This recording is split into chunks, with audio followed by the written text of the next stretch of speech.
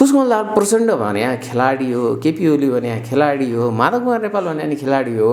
एमालेसँग चुनाव थेग्ने पैसा प्रशस्तै छ। त्यसले गर्दा माओवादी केन्द्र एकीकृत समाजवादी नेपाली काङ्ग्रेसहरूलाई कमाएर अनि चुनाव लड्नु छ। त्यो पब्लिसिटी गर्दै गर्दाखेरि त्यहाँनिर पनि षड्यन्त्र देखिन्छ।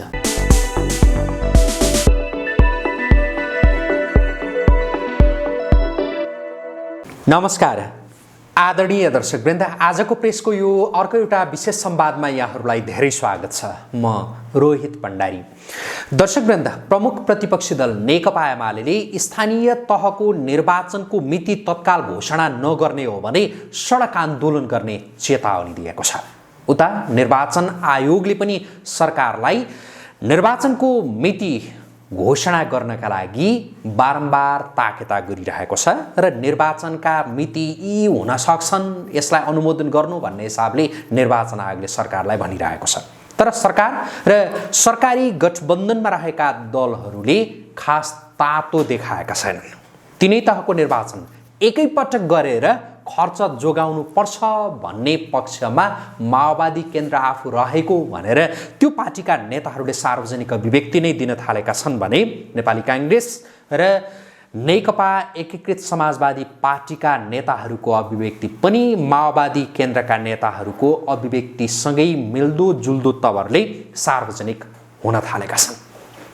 अब निर्वाचन होला कि नहोला, स्थानीय तहको निर्वाचन समयमा हुन सकेन भने त्यसको प्रभाव के पर्न सक्छ र अब देश समग्रमा कुन तवरले कुन दिशातर्फ कसरी अगाडि बढ्दैछ, यसमा केन्द्रित रहेर हामी कुराकानी गर्छौँ। यसका लागि यति बेला हामीसँग स्टुडियोमा हुनुहुन्छ राजनैतिक विश्लेषक उद्धव सिग्दल। उहाँलाई म स्वागत गर्छु। स्वागत छ यहाँलाई। हजुर, नमस्ते। आराम हुनुहुन्छ? ठिक छु। अब यो निर्वाचनको मिति तत्काल घोषणा गरिहाल्नु पर्यो भनेर प्रमुख प्रतिपक्षी दलले भनिरहेको छ। सरकार र सरकारी गठबन्धनमा रहेका दलहरूलाई खास तातो देखिँदैन, हो चाहिँ के यो? होइन, अब यस्तो छ, यो मूल रूपमा यो लोकतन्त्रलाई संस्थागत गर्ने भनेको चाहिँ निर्वाचनका माध्यमबाट नै हो। अब यो निर्वाचनलाई गर्नै पर्ने बाध्यात्मक स्थिति पनि हो। तर यही निर्वाचनमा चाहिँ कहीँ कतै चाहिँ राजनीति हुन लागेको फेरि पनि देखिन थाल्यो। किन भन्दाखेरि केही समय अगाडि, हप्ता दिन जति अगाडि हो, पहिला संसदीय चुनाव गर्ने, त्यसपछि गएर चाहिँ बाँकी दुईवटा चुनावहरू, प्रादेशिक चुनाव र स्थानीय चुनाव पछि गर्ने भन्ने खालको गठबन्धनकै एक शीर्ष नेताबाट आयो। अब नाम पनि नलिउँ। अब उहाँ ब्याक भइसकेको अवस्थामा अहिले नाम लिनु जरुरी छैन। त्यसको अर्थलाई चाहिँ थोरै खेलाउनु पर्ने हुन्छ। निर्वाचन पनि गर्नु परेको छ, निर्वाचनसँग डराइरहेको पनि। अनि प्रतिपक्षले त निर्वाचन मात्रै खोजेको छ। प्रतिपक्षले त सबै खालको निर्वाचन खोजे हो। त्यसमाथि पनि प्रतिपक्षको त आफ्नो स्ट्यान्ड क्लियर छँदैछ, यो संसदले काम गर्न सक्दैन, त्यस कारण चाहिँ निर्वाचन चाहिँ हुनुपर्छ भन्ने खालको त उसको स्ट्यान्ड हुँदै हो। र प्रतिपक्षले चाहिँ जे कुराहरू उठाएको छ, त्यो उठाएको कुराहरूलाई नाजायज भन्न मिल्दैन, त्यो जायज हो। र हाम्रो संवैधानिक प्रक्रिया पनि चाहिँ के हो त भनेर भन्दाखेरि चाहिँ कम्ती पनि म्याद सकिँदै गर्दाखेरि त्योभन्दा 2 महिना अगाडि नै चाहिँ त्यो एउटा निर्वाचनको प्रक्रियामा गएर म्याद सकिँदा नसकिँदै चाहिँ पुनः पदाधिकारीहरू त्यसमा चाहिँ प्रतिस्थापित भइसक्नुपर्छ भन्नेमा हाम्रो संवैधानिक मान्यता पनि हो। त्यसले गर्दाखेरि निर्वाचन चाहिँ सरकारले घोषणा गरिसक्नु पर्ने थियो, तर घोषणा गरिसकेको छैन। यो घोषणा नगर्दै गर्दाखेरिमा निर्वाचनमा राजनीति भयो भनेर चाहिँ एउटा भन्न सकिने अवस्था देखिन्छ। र अब सत्ता गठबन्धनमा चाहिँ सबैभन्दा चाहिँ समस्या भनेको माओवादी केन्द्र र चाहिँ नेकपा समाजवादीलाई चाहिँ यो वास्तवमा चाहिँ निर्वाचन बडो च्यालेन्जिङ छ। भनेको उनीहरूलाई जति ढिला निर्वाचन भयो त्यति नै राम्रो भन्ने हो। उनीहरूलाई ढिला निर्वाचन भयो त्यति नै राम्रो भन्नुभन्दा पनि चाहिँ उनीहरूको चाहिँ अवस्था के हो भन्ने कुरा महत्त्वपूर्ण हुन्छ। जस्तो उनीहरू चाहिँ कहाँ एलायन्स गर्ने भन्ने कुरा नै चाहिँ अहिलेसम्म चाहिँ तय भइसकेको छैन। नेपाली काङ्ग्रेसका एक तह र एक तबकाका नेताहरूले चाहिँ नेपाली काङ्ग्रेस एक्लै लड्छ भनिरहेको छ, तर पार्टी सभापतिले चाहिँ यसबारेमा कुनै पनि किसिमको विचारहरू व्यक्त नगरिसकेको अवस्थामा चाहिँ भोलि अहिलेको सत्ता गठबन्धनको चाहिँ ट्रिपल एलायन्स पनि हुनसक्छ भन्ने खालको एउटा स्पेस चाहिँ पार्टी सभापतिले दिइराखेको अवस्था हो। तर काङ्ग्रेसका अधिकांश कार्यकर्ता, काङ्ग्रेसका अधिकांश चाहिँ नेताहरू काङ्ग्रेस एक्लै लड्नुपर्छ भन्ने खालको चाहिँ पोजिसनमा छ, जसले गर्दाखेरि काङ्ग्रेसमा नि कहीँ न कतै चाहिँ अलमल देखिरहेको छ कि एलायन्स गरेर जाने कि एक्लै लड्ने। त्यसले गर्दाखेरि काङ्ग्रेसको अलमल, उनीहरूलाई तत्काल चाहिँ निर्वाचन नचाहिएको जति निर्वाचन पछि भयो त्यति चाहिँ फाइदा हुने सत्ता गठबन्धनका अन्य चाहिँ घटकहरूको र त्यो सत्ता गठबन्धनकै सङ्घीय समाजवादी नै भनौँ, अब सङ्घीय समाजवादीको पनि चाहिँ तराईमा चाहिँ जमिन खुस्किँदै गइरहेको अवस्था, जसले गर्दाखेरि अब केही समय सङ्गठन गरेर निर्वाचनमा जान पाएदेखि राम्रो हुन्थ्यो। त्यसले गर्दाखेरि निर्वाचन एकैचोटि गर्न पर्छ भन्ने खालको चाहिँ त्यहाँबाट आवाजहरू आइरहेको छ।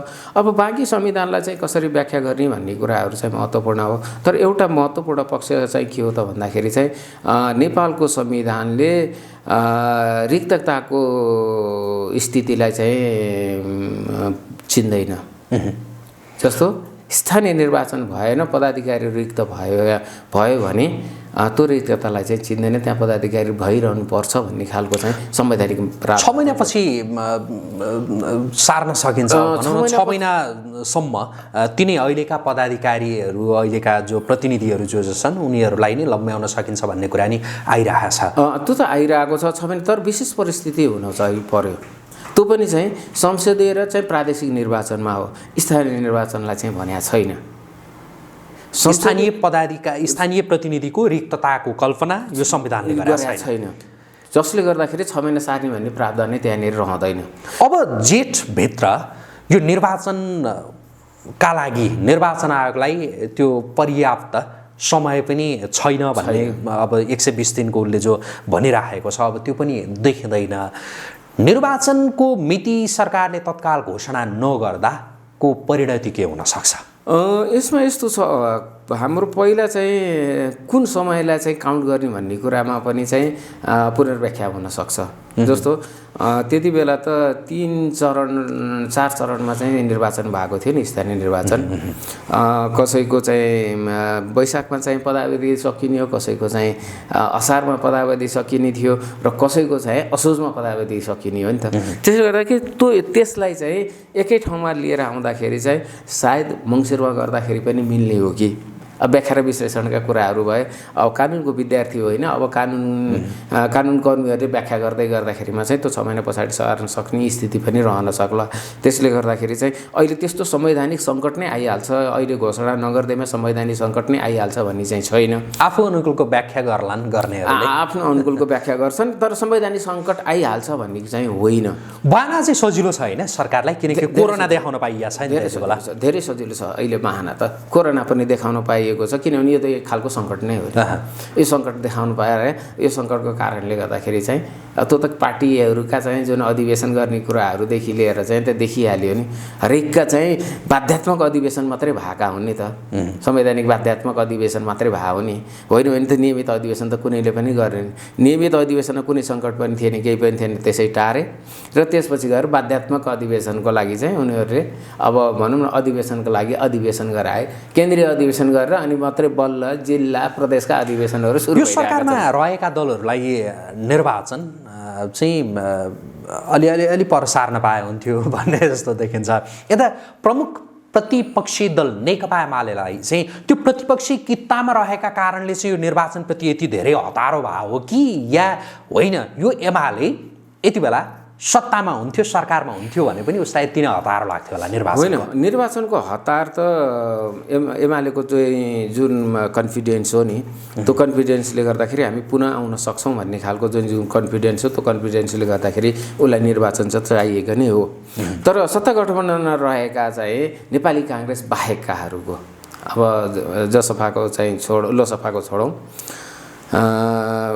जसपाको छोडौँ, उनीहरूको के हो त भन्दाखेरि चाहिँ अलिकति समय चाहिँ पाउन पाएदेखि चाहिँ सङ्गठन पनि विस्तार हुँदै जान्थ्यो। विशेष गरी एमालेबाट फुटेको चाहिँ नेकपा यसको चाहिँ अझ धेरै च्यालेन्जेसहरू छ। उसलाई के हो त भन्दाखेरि चाहिँ कति सङ्गठन चाहिँ अगाडि बढाउन सकिन्छ। अब यहाँसम्म कि चाहिँ के हो भने पदाधिकारी स्थानीय निकायका एमालेका पदाधिकारीहरू खाली भयो भने चाहिँ भोलि टिकट दिन्छु के गर्छु भनेर पनि तान्न सक्ने स्थिति पनि हुन सक्छन्। किनभने सङ्गठन भने त त्यही भित्रबाट चाहिँ तानेर आफूलाई चाहिँ कति मजबुत गराउने भन्ने मात्रै हो। त्यसैले उनीहरूलाई अलिकति चाहिँ समय चाहिएको हो। र नि अर्को सबैभन्दा महत्त्वपूर्ण कुरा के हो त भन्दाखेरि चाहिँ सङ्ग्रह पनि हो। नेकपा एमाले चाहिँ 3.5-4 वर्षमा सङ्ग्रह गरिसक्यो भने पैसाको कुरा अब त्यही नै भनौँ होइन। सङ्ग्रह गरिसक्यो उसलाई पर्याप्त जतिवटा चुनाव पनि उठेक्न सक्ने अवस्थामा छ। किनभने अहिलेको निर्वाचन भनेको चाहिँ बाहुबल र चाहिँ अर्थबलको भरमा चाहिँ चुनाव लडिने हो। एमालेसँग चुनाव ठेक्ने पैसा प्रशस्तै छ। त्यसले गर्दा माओवादी केन्द्र एकीकृत समाजवादी नेपाली काङ्ग्रेसहरूलाई कमाएर अनि चुनाव लड्नु छ। हेर्नुहोस् यो प्रष्ट छ। यसमा कुनै लुकाउनु पर्ने कुराहरू केही पनि छैनन्। किनभने नेपालका राजनीतिक दलहरू एक चुनावदेखि अर्को चुनावभन्दा अन्य त त्यहीँनिर हेर्दैन। यिनीहरूको सोचै त्यहीँनिर हुन्छ। चुनाव कसरी चाहिँ जित्नको लागि चाहिँ कसरी बाहुबललाई चाहिँ थेग्ने, कसरी अर्थ चाहिँ सङ्ग्रह गर्ने र त्यो अर्थ र बाहुबलका आधारमा चुनाव जित्ने। त्यसले गर्दाखेरि एक चुनाव जितिसकेपछि फेरि अनि सत्ता प्राप्ति हुन्छ। सत्ता प्राप्ति भएपछि फेरि त्यही नै हो। यो एउटा चाहिँ निरन्तरको प्रक्रिया हो नेपालको राजनीतिको। त्यसले गर्दाखेरि यहाँनिर चाहिँ लोकतन्त्रले संस्थागत विकास हुन्छ अथवा चाहिँ पिपुलमा चाहिँ डेलिभरी हुन्छ भन्ने कुराहरू यी परका कुराहरू भयो। त्यसले गर्दाखेरि जति चुनाव चाहिँ ढिलो सारिँदैछ त्यहाँभित्रको मुख्य चाहिँ रणनीति भनेको सङ्ग्रहकै रणनीति हो। त्यो सङ्ग्रहको रणनीतिले गर्दाखेरि चाहिँ यो चुनाव चाहिँ ढिलो हुन सक्ला। अब त्यसमा व्याख्या विश्लेषण कुनै संवैधानिक सङ्कट आउनेवाला छैन। त्यसले गर्दाखेरि त्यो पछाडि जान सक्ने सम्भावना चाहिँ पर्याप्त देखिन्छ। र त्यसमाथि नै अहिलेको चाहिँ यो जुन कोभिडको एउटा चाहिँ भयावह स्थिति चाहिँ आयो नि अहिले, यो भयावह स्थितिले पनि चाहिँ त्यतैतिरलाई चाहिँ सङ्केत गरिरहेको चाहिँ पाइन्छ। जस्तो अहिले सरकारमा रहेका सरकारवादी गठबन्धन भनौँ न होइन, सरकारमा रहेका दलहरूको गठबन्धनमा जस्तो विशेष गरी हुन त 5वटा छन्, त्यसमा 3वटाको कुरा गर्दाखेरि जस्तो नेपाली काङ्ग्रेस चाहिँ होइन जान पर्छ कि क्या हो चुनावमा भन्ने जस्तो सोचमा, र अरू माओवादी केन्द्र र एकीकृत समाजवादी चाहिँ होइन यो बरु किन यो यति धेरै खर्च गर्ने भन्ने अनेक त्यो देखाउनका लागि त जे भने पनि भयो नि होइन। उनीहरू चाहिँ चुनावमा अहिले तत्कालभन्दा केही पर धकेल्न पाए हुन्थ्यो भनेर जसरी सोचिरहेका छन्, जसरी लागिरहेका छन् भन्ने यहाँको पनि जो बुझाइ छ, नेपाली काङ्ग्रेसले सत्ता सहयात्री अन्य दलहरूको अन्तस्करणको त्यो आवाजलाई सुन्ला या होइन यो जसका आवाज सुने पनि त्यत्तिकै हो, पहिला आफू हेर्नुपर्छ यति बेला चुनावमा जाँदा हामीलाई फाइदा हुन्छ कि बेफाइदा हुन्छ त्यो चाहिँ हेर्ला नेपाली काङ्ग्रेसलाई। होइन, नेपाली काङ्ग्रेसलाई त आजै चुनावमा जाँदाखेरि चाहिँ सबैभन्दा बेसी फाइदा हुन्छ। त्यो नेपाली काङ्ग्रेसका आम कार्यकर्तादेखि लिएर नेपाली काङ्ग्रेसका शीर्ष नेतृत्व सबै तहका नेतृत्वले त्यो कुरा राम्रोसँग बुझेका छन्। के कारणले फाइदा हुन्छ नेपाली काङ्ग्रेस? नेपाली अहिले त कम्युनिस्ट फुट्दाखेरि नै काङ्ग्रेसलाई फाइदा हुने हो। कम्युनिस्ट फुटेको अवस्था छ, नेकपा फुटेर 3-4 टुक्रा भइसकेको छ। यो अवस्थामा त काङ्ग्रेसलाई त जनमतमा जाँदाखेरि त सिङ्गल लार्जेस्ट पार्टी हुनलाई त कुनै किसिमको समस्या छैन। स्थानीय तहको निर्वाचनमा पनि नेपाली काङ्ग्रेस नै बलियो हुन्छ अवस्थामा जाँदा, निकै नै बलियो हुन्छ कि नेकपा एमाले जस्तो नेकपा एमालेको अवस्था हेर्ने हो भने अहिलेको स्थानीय तहमा हेर्ने हो भनेदेखि नेकपा एमाले अलि मजबुत छ तुलनात्मक रूपमा, र स्थानीय सरकारहरू मजबुत भएको अवस्थामा नै चुनावमा जाँदाखेरि चाहिँ आफूलाई फाइदा हुन्छ भन्ने नेकपा एमाले बुझिरहेको छ। त्यो भएर ऊ तत्काल निर्वाचनमा जान चाहन्छ भन्नेहरू पनि धेरै छन्। यहाँको बुझाइ त्यो हुन सक्ला, तर यथार्थता त्यो होइन। मैले 2074 सालको स्थानीय निकायको निर्वाचन परिणामलाई मैले राम्रोसँग एनालिसिस गरेको छु। मसँग त्यो डकुमेन्टेसन, मैले पब्लिकेसन्स पनि गरेको छु। त्यति बेला के देखिन्छ भन्दाखेरि चाहिँ गठबन्धन गरेर गएका हुन् काङ्ग्रेस र माओवादी र एमाले। त्यति हुँदाखेरि पनि चाहिँ 50% प्लस एमाले जितेको थियो होल स्थानीय निकायमा। स्थानीय निकायमा एमाले चाहिँ बलियो हो। तर त्यहाँको जिताइलाई हेर्दाखेरि चाहिँ कहीँ 100, कहीँ 500, कहीँ 1000, कहीँ 2000, 3000 यसरी यति मत अन्तरले चाहिँ जितेको अवस्थाहरू पनि छन् र त्यसमा अधिकांश तपाईँको चाहिँ झन्डै चाहिँ 753 स्थानीय निकायमा चाहिँ 200 भन्दा बेसी चाहिँ त्यति चाहिँ सानो झिनो मत अन्तरले जितेको कारणले गर्दाखेरि अहिले फुट्दै गर्दाखेरिमा त सबै नेपाली काङ्ग्रेसलाई फाइदा हुने स्थिति छँदैछ र हिजो नेकपा एमालेको जुन पोजिसन थियो त्यही पोजिसनमा चाहिँ नेपाली काङ्ग्रेसले आज लिएर आउन सक्छ स्थानीय निकायमा चाहिँ यो फुटेको कारणले गर्दाखेरि किनभने तपाईँको 100 भोट मात्रै 200 भोट 500 भोट 1000 भोट मात्रै तपाईँ फुट्यो भने त फुट्यो त त्यसबाट परिणाम त अर्कै आउन जान्छ त्यसले गर्दाखेरि चाहिँ जति चाहिँ एमाले आफूलाई चाहिँ मजबुत सोचेको छ त्यो मजबुत स्थिति एमाले होइन किमार्थ होइन र त्यो के हो त भन्दाखेरि अनि एमालेका नेताहरू त भन्छन् त जस्तो ल अरू सबै एकातिर हो हामी सिङ्गल लड्छौँ देखाउँला चुनावमा भनेर भन्छन् भन्न त जे पनि भन्दाखेरि केही फरक परेन त भन्न त पाइयो नि भन्न त पाइयो त्यसले गर्दाखेरि चाहिँ एमालेको चाहिँ जे होस् जनाधार छ उसको स्ट्रक्चर सङ्गठन छ त्यसमा कुनै दुई मत छैन तर उसले जति चाहिँ प्रेडिक्सन गरेको छ त्यो प्रेडिक्सन गरे बराबरको चाहिँ जनाधार छैन उसको किनभने जनाधार भनेको चाहिँ कहीँ न कतै चाहिँ एन्टी कम्बेन्सी पनि चाहिँ लागू हुन्छ र 3-3.5 वर्षको चाहिँ शासन र अहिलेको चाहिँ स्थानीय चाहिँ निकायको चाहिँ त्यो जुन शासकीय शैली छ त्यो शैलीबाट वास्तवमा चाहिँ पिपुल चाहिँ छैन पिपुल चाहिँ सकारात्मक छैन जसले गर्दाखेरि चाहिँ त्यहाँनिर चाहिँ चेन्ज नै खोजेको अवस्थाहरू त्यसो भए यहाँको बुझाइ अहिले तत्कालै निर्वाचनमा जाने हो भनेदेखि स्थानीय तहमा नेपाली काङ्ग्रेस नै पहिलो प्रदेश सङ्घको निर्वाचनमा पनि नेपाली काङ्ग्रेस नै पहिलो हो अब यहीँनिर यो काङ्ग्रेस किन चाहिँ चुनाव घोषणा गर्नलाई चाहिँ अल्मलिरहेको छ त यो महत्त्वपूर्ण कुरा हो किन भन्दाखेरि उसले आफ्नो सत्ता सहयात्रीहरू अथवा सत्ता गठबन्धन जुन छ त्यसलाई अहिले उसले तोड्न चाहँदैन किन यदि सत्ता गठबन्धन टुट्यो भने त्यसपछि फेरि नेपालको होलसोल राजनीति नेकपा एमालेमा जान्छ त्यो चाहिँ कसरी जान्छ तपाईँको रोजी एउटा स्पष्ट के हो भने यो विचारको राजनीति होइन यो सत्ताको राजनीति हो सत्ताको राजनीतिको लागि चाहिँ आज एकदमै चाहिँ शत्रुवत व्यवहार भएकाहरू पनि भोलि मित्रवत व्यवहारमा परिणत हुन्छ किनभने सत्ता महत्त्वपूर्ण कुरा हो भनेको अहिलेको गठबन्धन टुट्ने अवस्था आयो भनेदेखि कम्युनिस्टहरू एक ठाउँमा उभिन्छन् एक ठाउँमा उभिन्छ माओवादी केन्द्र एकीकृत समाजवादी सबै एक ठाउँमा एमाले सबै एक ठाउँमा उभिन्छन् किनभने सत्ता हो नि सबैलाई चाहिएको त्यसले काङ्ग्रेसले यो कुरा चाहिँ बुझेको छ त्यही भएर नेपाली काङ्ग्रेस तत्कालै चुनावमा गठबन्धनका पार्टनरहरूले भनेको कुरालाई इग्नोर गरेर काङ्ग्रेस अगाडि जान सक्ने स्थितिमा छैन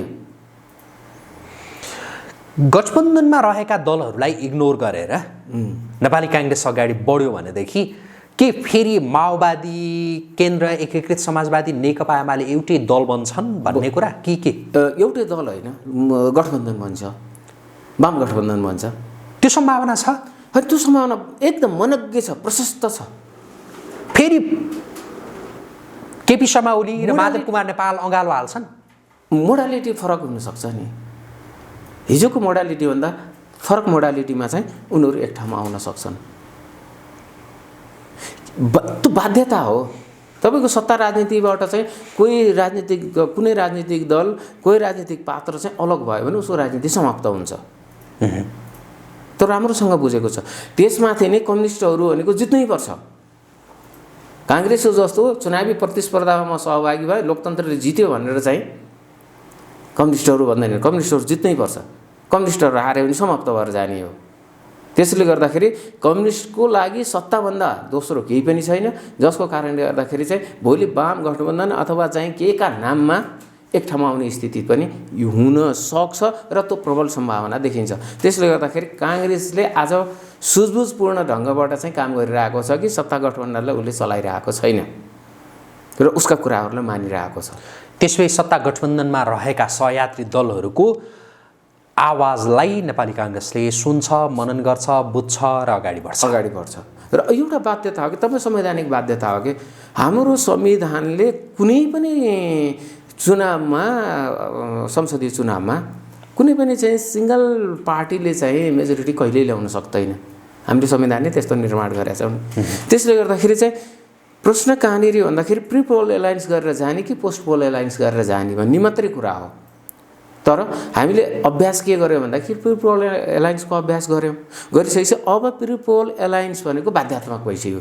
त्यसले गर्दाखेरि पुष्पकमल प्रचण्ड भने खेलाडी हो, केपी ओली भने खेलाडी हो, माधव कुमार नेपाल भने नि खेलाडी हो। सत्ता भागवण्डा हुन्छ, अनेस्टली हुन्छ। पहिलो कार्यकालमै पुष्पकमल प्रचण्ड प्रधानमन्त्री हुने, बाँकी चाहिँ दोस्रो कार्यकालमा चाहिँ ओली हुने, तेस्रो कार्यकालमा चाहिँ खण्ड बनाउने नि 5 वर्षलाई। तेस्रोमा चाहिँ माधव कुमार नेपाल अथवा चुनावी सरकारको नेतृत्व माधव कुमार नेपालले गर्ने भनेर सत्ता भागवण्डा गरेर पनि यिनीहरू जान सक्छन्। त्यसले गर्दाखेरि चाहिँ क्षणिक चाहिँ ओलीलाई चाहिँ रिस उठेको छ, मेरो सत्ता चाहिँ खोज्ने यिनीहरू नै हुन् भनेर। अब यिनीहरूले मात्रै खोस्याएनन्, उहाँ आफैले पनि। अनि यता ओलीले अघिल्लोपल्ट माधव नेपाल प्रचण्डलाई जुन अगुल्टाले हाने त्यो बिर्सियो होला नि त? होइन, बिर्सिने कुरा होइन। नेपालको राजनीति तपाईँको नेपालीहरूले मात्रै चल्ने भएदेखि चाहिँ त आफ्नो निर्णय हुन्थ्यो कि। तपाईँको अहिले विश्व राजनीति नै ध्रुवीकरणतिर गएको छ। यो ध्रुवीकरण गएकोमा चाहिँ त्यसबाट चाहिँ नेपाल अछुतो रहन सक्दैन। तपाईँले देख्नुभयो नि एमसिसीमा चाहिँ तपाईँको पोलराइज भएको जस्तो देखिन्छ नि हामीले। त्यो किन पोलराइज भएको जस्तो देख्छौँ? त्यो भनेको कहीँ कतै चाहिँ नेपालको राजनीतिलाई पनि ध्रुवीकरणतिर लिएर गइयो भने चाहिँ भोलि वाम गठबन्धन बन्ने र त्यो जबरजस्त रूपमा चाहिँ प्रस्तुत हुने स्थिति पनि हुन्छ। त्यसले गर्दाखेरि काङ्ग्रेसले अहिले सहज रूपमा आफूलाई सोचे तापनि चाहिँ भोलिको चाहिँ जुन चुनौती हो, वाम गठबन्धनको चुनौती हो, त्यो चुनौतीलाई चाहिँ अझैसम्म चाहिँ उसले फेस गर्न सक्ने अवस्थामा चाहिँ रहँदैन। जसको कारणले गर्दाखेरि चाहिँ नेपाली काङ्ग्रेसले आफ्नो गठबन्धनमा भएका सहयात्रीहरूलाई सँगसँगै लिएर हिँड्नुपर्ने उसको बाध्यता हो। र त्यो बाध्यता बमोजिम नै तपाईँको सत्ता गठबन्धनले चाहिँ मङ्सिरमा चाहिँ तिनै तहको चाहिँ निर्वाचन एकैपटक गर्ने भनेर एकैपटक हुन्छ होला चाहिँ के? अब मैले देखेको चाहिँ त्यो चुनाव पछाडि नै सर्छ र मङ्सिरमा नै चाहिँ तिनै तहको चाहिँ निर्वाचन एकैपटक, वैशाख जेठमा हुँदैन चुनाव। अब यो कोभिडको कारणले गर्दाखेरि पनि त्यो सम्भावनालाई क्षीण बनाउँदै गइरहेको छ। तर अब अन्तर्राष्ट्रिय चाहिँ प्र्याक्टिसहरूलाई हेर्ने हो भने कोभिडका बिचमा पनि धेरै चुनावहरू भए होइन, लोकतान्त्रिक प्रक्रियाहरू त कहीँ रोकिएका छैनन्। तर अब हाम्रो यहाँ चाहिँ के हो त भनेर भन्दाखेरि चाहिँ कहीँ कतै चाहिँ लोकतान्त्रिक प्रक्रियाहरू चाहिँ अवरुद्ध हुन सक्छ कि भन्ने मात्रै हो। अब त्यो पनि चाहिँ नेपाली जनताले प्रतिवाद गर्ने स्थिति चाहिँ छैन। नभएको कारणले गर्दाखेरि चाहिँ खासै त्यति धेरै असर गर्दैन। अब यो एउटा चाहिँ के हो भन्दाखेरि कार्ड फालेको हो। तर च्यालेन्ज चाहिँ कहाँनिर छ भन्दाखेरि संसद चलिरहेको छैन। त्यो पनि एउटा तर्क हो। संसद चलेको छैन, संसदको निर्वाचन गराएर चाहिँ नयाँ संसदलाई लिएर आउनुपर्ने बाध्यात्मक स्थिति पनि छ अहिले। वास्तवमा चाहिँ संसदको निर्वाचन गराउन सक्ने हो भने त्यो उपयुक्त हुन्थ्यो पहिला। तर अब त्यतातिर पनि जाँदैनन् र अल्टिमेटली चाहिँ कुनै न कुनै रूपमा चाहिँ संसदलाई चाहिँ खुलाउने प्रयत्नहरू पनि होला र त्यसपछि गएर फेरि चुनावलाई पछाडि नै यो खर्च जोगाउनका लागि पनि तिनै तहको निर्वाचन एकैपटक हुनुपर्छ भन्ने तर्क जोहाइरहेका छन्। यो तर्कमा चाहिँ कतिको दम छ? कुनै दम छैन। यो राजनीतिक दल र यो राजनीतिक कर्मीले के खर्च जोगाउने कुरा गर्ने भने त्यो देशको खर्चको मायाले भने होइन नि। देशको खर्चको मायाले यिनीहरूले कुरा गर्छ। हुने भए त यत्रो चाहिँ तपाईँको चाहिँ देश चाहिँ अरबौँ खरबौँको चाहिँ भ्रष्टाचारमा जान सक्छ। तपाईँको महालेखाको प्रतिवेदन हेर्नुहोस् त, 1 खरबभन्दा बेसीको बेरोजगारहरू छ। कसले ल्याएको? यिनीहरूले ल्याएको होइन। भ्रष्टाचारका अरबभन्दा तलका त काण्डै छैनन्। अनि खर्च जोगाउनका लागि कुरा गऱ्यो भनेर कसैले विश्वास गर्छ? कुनै नागरिक, आम नागरिकले विश्वास गर्छ? तैपनि नेताहरूलाई जनताले पत्याउँछन् भन्ने चाहिँ लाग्छ होइन। त्यति लागेर बोल्या होला नि होइन? लाग्न चाहिँ बोल्छन् उनीहरूले के बोल्छन् के बोल्दैनसँगको सरकार। किन इन्टिग्रिटी सकिसकेको लिडरसिपले के बोल्दाखेरिमा पनि त्यो पिपुललाई कहीँ कतै छुँदैन कि। यो तिनै तहको निर्वाचन एकैपटक हुने सम्भावना चाहिँ छ? हुनसक्छ। तिनै तहको निर्वाचन एकैपटक हुन सक्ने त्यो आधारहरू चाहिँ के हुन्? ताकि अब जस्तो स्थानीय तहकै निर्वाचन 3 चरणमा गर्नु परेको थियो होइन, यता संसदको सङ्घीय चरणबद्ध होला। एकैपटक भनेको चरणबद्धै हुन्छ नि। जस्तो तपाईँको कार्तिकबाट सुरु गर्नुभयो अथवा असोजबाट सुरु गर्नुभयो भने चाहिँ तपाईँ मङ्सिरसम्म पुससम्म जान सक्ने भयो होइन। 2 चरण 3 चरणमा त हुन सक्ने भयो नि त। 2 चरण 3 चरण गरेर त सम्भव हुन्छ। चरणगत रूपमा एकैपटक चाहिँ गर्न सक्छ। मङ्सिरको तपाईँ सुरुबाट गर्नुभयो, मङ्सिरको अन्तिमसम्म चाहिँ 3 चरणमा त गर्न सकिन्छ नि। भारतमा चाहिँ एउटा प्रदेशको चुनाव चाहिँ 7-7, 8-8 चरणसम्म चाहिँ हुन्छ नि त। अनि त्यसरी नै चाहिँ एकैपटक भनेको त्यही नै हो कि। तर अब जस्तो कतिपयले तिनै तहको चुनाव एकैपटक गर्न यो संवैधानिक रूपमा पनि धेरै जटिलताहरू छन् भनेर भनिरहेका छन्। त्यो संवैधानिक जटिलताले पनि थप थप समस्याहरू सृजना गर्दै जाला, थप जटिल बनाउँदै जाला या बनाउँदैन होला? होइन, बनाउने सम्भावना चाहिँ छ, नबनाउने होइन। तर बनाउँदै गर्दाखेरिमा पनि फुकाउन पनि त्यति नै सजिलो छ। किनभने अहिले पनि चाहिँ हाम्रो दलीय राजनीतिमा पनि चाहिँ नेतातन्त्र हो, कुनै नेतृत्वको हुन्छ। त्यो 3 4 5 7 जना चाहिँ नेता एक ठाउँमा बस्यो भने त जे पनि हुन्छ नि त। राष्ट्रिय सहमति होला। संवैधानिक सङ्कट आयो भने संसदबाट तिनीहरूले पनि फुकाइदिन सक्छन्। त्यसले गर्दाखेरि कुनै एउटा कुरा के भन्नु छ भने हाम्रो राजनीति अलिकति चाहिँ कठिन पोजिसनमा छ भन्ने लिडरसिपलाई लाग्यो भने लिडरसिपले इमिडिएट जे पनि गरिदिन्छ। यही संविधानले चाहिँ हाम्रो राजनीति सकाउनुतिर लाग्यो भने यो संविधानले मास्न पनि लिडरसिप पछि पर्दैन। त्यसले गर्दाखेरि यो लिडरसिपले चाहिँ कुनै संवैधानिक सङ्कट आउँछ त्यसलाई चाहिँ कसरी सामना गर्ने भन्ने कुरा वेल प्रिपेयर्ड लिडरसिप हो। किन 30 वर्षदेखि यही खेती गरेर आएको। अब यो ढिलो चाँडो सहज रूपमा निर्वाचन होला या अरू अरू अरू सङ्कटहरू चाहिँ सम्मुखमा छन्? सङ्कटहरू सम्मुखमा छन्। जस्तो के सङ्कटहरू? पहिलो सङ्कट त के छ भन्दाखेरि चाहिँ यो जुन मिलेनियम च्यालेन्ज कर्पोरेसनको चाहिँ जुन कम्प्याक्ट एग्रिमेन्ट भएर चाहिँ कार्यान्वयन आइरहेको छ, त्यसलाई संसदबाट पास गराउनु पर्ने एउटा चाहिँ ठुलो च्यालेन्ज छ। त्यो किन पनि च्यालेन्ज छ भनेर भन्दाखेरि चाहिँ यतापट्टि चाहिँ पैसा खर्च भइरहेको छ, तर अब संसदबाट पास नगरुन्जेलसम्म चाहिँ त्यसको वैधानिकता हुँदैन। त्यसले गर्दाखेरि संसदबाट पास गराउनु पर्ने एउटा च्यालेन्ज चाहिँ त्यहाँनिर देखिन्छ। र त्यसैमा चाहिँ नेपालका राजनीतिक दलहरू चाहिँ विभाजित भएका छन् र त्यो विभाजित राजनीतिक दलहरूको कारणले गर्दाखेरि चाहिँ त्यसले संसदमा चाहिँ टेबल गर्न पाइरहेको छैन। जसले गर्दाखेरि चाहिँ एमसिसीले पनि बारम्बार प्रेसर दिइरहेको छ कि एमसिसीको चाहिँ कार्यवाहक चाहिँ प्रमुखले अस्ति हाम्रै नेसनल टेलिभिजनमा त एउटा इन्टरभ्यू पनि पेपरमा इन्टरभ्यू पनि दिएको छ नि, हामी अर्को अब आउने चुनावसम्म पर्खिन सक्दैनौँ भनेर भनिसक्यो त उसले। भने मतलब चाहिँ अब त्यसलाई पास गर्नुपर्ने छ। त्यो पास गर्दै गर्दाखेरिमा चाहिँ तपाईँको सत्ता गठबन्धन भत्किन पनि सक्छ।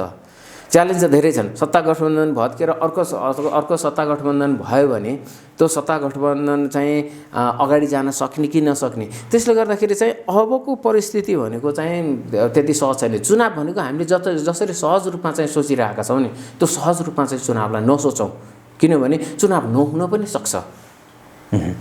त्यति धेरै चाहिँ इन्टरनेसनल टकरावहरू चाहिँ तपाईँको चाहिँ आइसकेको छ, जसको कारणले गर्दाखेरि चाहिँ हामी त्यसबाट चाहिँ प्रत्यक्ष रूपमा चाहिँ प्रभावित हुने अवस्थाहरू छ। र भनेको आन्तरिक कारण भन्दा पनि बाह्य कारण हुन नसक्ने बाह्य कारणहरू धेरै हुन्छन् र बाह्य कारण पनि आन्तरिक कारणमा परिणत भयो। किन भन्दाखेरि चाहिँ कुनै एउटा योजनाको नाममा चाहिँ तपाईँको राजनीतिक दल ध्रुवीकरण हुने, आम पिपुललाई चाहिँ ध्रुवीकरण बनाउने एउटा परियोजना, आर्थिक विकासको एउटा परियोजनाले तोसम्म गर्छ भने चाहिँ त भोलि त थप अरू कुराहरू पनि त्यहाँनिर जोडिँदै जान सक्छन्। जसले गर्दाखेरि चाहिँ तपाईँको चाहिँ स्थिति भनेको चाहिँ त्यति सहज छैन। स्थिति चाहिँ झन् क्रिटिकल हुँदै गइरहेको चाहिँ अवस्था पक्कै भयो। र तपाईँ हामीले जति सहज रूपमा चाहिँ अहिले हामी देखिरहेका छौँ, सोचिरहेका छौँ, त्यस्तो स्थिति पक्कै पनि छैन। एमसिसी बाहेकका अन्य केही त्यस्ता कारणहरू छन् ताकि निर्वाचन हुन नसक्ने कारण? एमसिसी बाहेकका छन् कारणहरू। जस्तो भनौँ न, अहिले गत वर्ष संसदले नै चाहिँ चुच्चे नक्सा पारित गर्यो। अब त्यो जमिनलाई चाहिँ भोगचलनमा लिएर आउनुपर्ने हो नि त। आज आम नेपालीले के भनिरहेको छ भन्दाखेरि त्यो जमिन चाहिँ हाम्रो हो, त्यसलाई भोगचलनमा लिएर आऊ, त्यसको वैधानिकताको कुरै गर्न पर्ने, संसदले पास गरेपछि सकियो। तर यसै बिचमा चाहिँ नरेन्द्र मोदीले चाहिँ, भारतीय प्रधानमन्त्री नरेन्द्र मोदीले चाहिँ बाटोको चाहिँ बनिरहेको कुरालाई चाहिँ गर्वसाथ चाहिँ त्यसलाई पब्लिसिटी गर्छन्। अनि यहाँका चाहिँ राजनीतिक दलहरूले चाहिँ केहीले त चर्कै विरोध गरेको छ। अब प्रतिपक्षीले चाहिँ विरोधका नाममा विरोध गरेको छ। सत्ता पक्षले कुनै रेस्पोन्स गरेन, त्यसमा हामीले त अलिकति विरोध त जनाइदिनु पर्यो नि भनेर यसो चाहिँ दबिएको स्वरमा विरोध गरेको छ भने सबैभन्दा महत्त्वपूर्ण त नेपाली काङ्ग्रेसका 2 जना चाहिँ महामन्त्रीले तपाईँको त्यो विषयलाई लिएर चाहिँ वक्तव्य निकाले। सात बुँदे सहितको वक्तव्य मतलब सातै बुँदा जस्तो लाग्छ वक्तव्य निकाले। आफ्नो पार्टीको नेतृत्वमा सरकार छ, उनीहरूले सरकारलाई चाहिँ दबाब दिएर चाहिँ त्यसलाई कुटनीतिक माध्यमबाट चाहिँ गर्ने हो कि त्यसलाई चाहिँ पब्लिसिटी गर्ने हो। त्यो पब्लिसिटी गर्दै गर्दाखेरि त्यहाँनिर पनि षड्यन्त्र देखिन्छ। त्यो पब्लिसिटी आवश्यक थिएन नि नेपाली काङ्ग्रेसले त गर्नुपर्ने। नेपाली काङ्ग्रेसका महामन्त्रीहरूले त्यो कुरा बोल्नु जरुरी छैन नि त। त्यो हाम्रो भूमि हो भनेर भन्नुपर्छ, तिनीहरूले हामीलाई भन्नुपर्छ।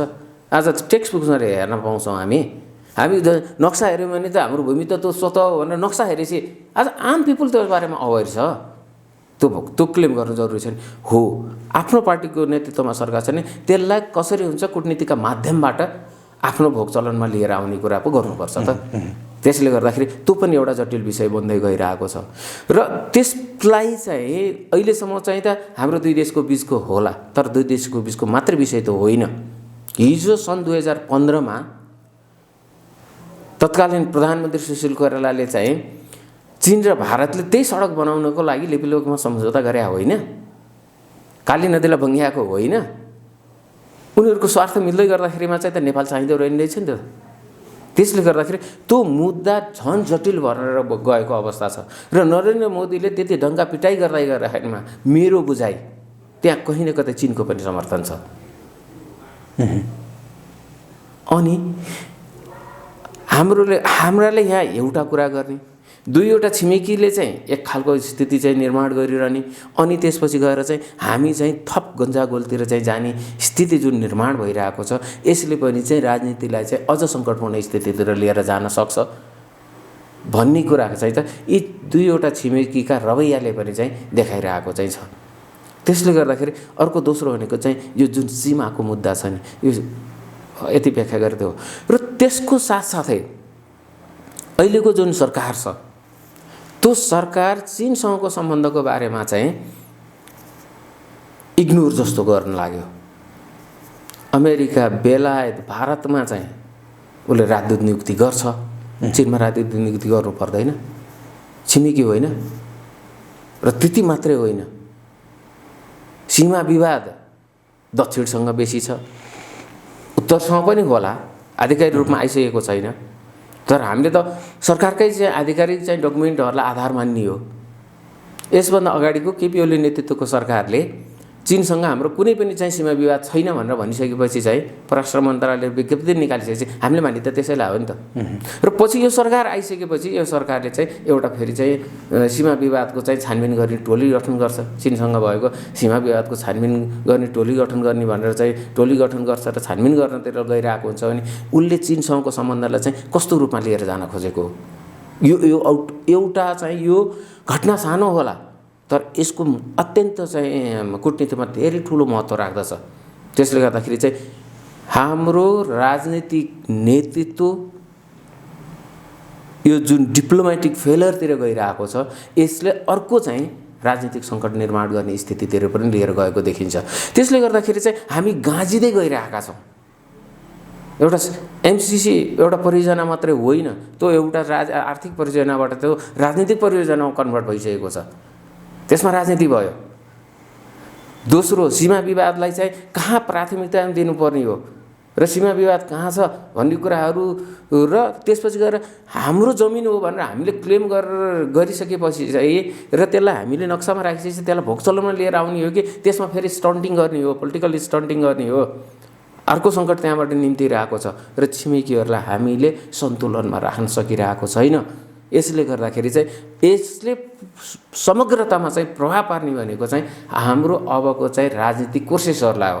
त्यो भनेको चाहिँ निर्वाचनलाई हो। त्यसले निर्वाचनलाई प्रभाव पनि पार्न सक्छ, किनभने कुनै पनि किसिमको चाहिँ भोलि मुभमेन्ट सुरु हुन थाल्ला अरे, त्यसले त असर गर्छ नि त।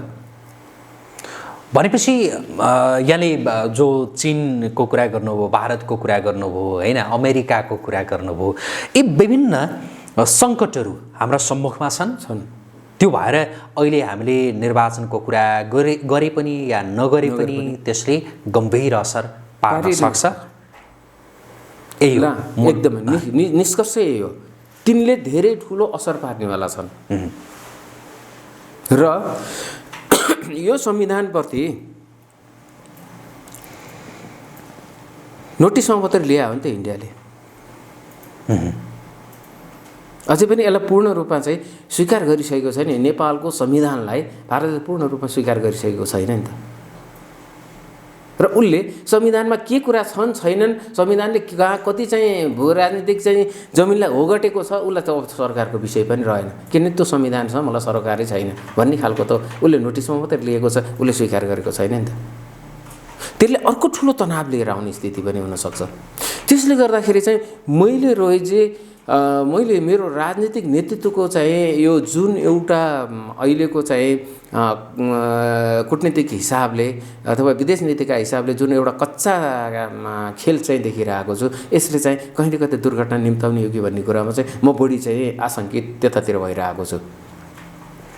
हुन्छ, यसका विषयमा हामी विस्तृतमा अर्को अङ्कमा कुराकानी गर्छौँ। जुन समय दिनुभयो यसका लागि यहाँलाई आजको प्रेसका तर्फबाट धेरै धन्यवाद। यहाँलाई पनि धेरै धेरै धन्यवाद यो मौका दिनुभएको। हस्, आदरणीय दर्शकवृन्द, हामी कुराकानी गरिरहेका थियौँ राजनैतिक विश्लेषक उद्धव सिग्देलसँग। उहाँसँगको यो कुराकानीसँगै आजको प्रेसको विशेष संवाद अहिलेका लागि यहीँ सकिन्छ। पल पलको अपडेट र ताजा बहसका लागि आजको प्रेस हेर्दै गर्नुहोला। नमस्कार।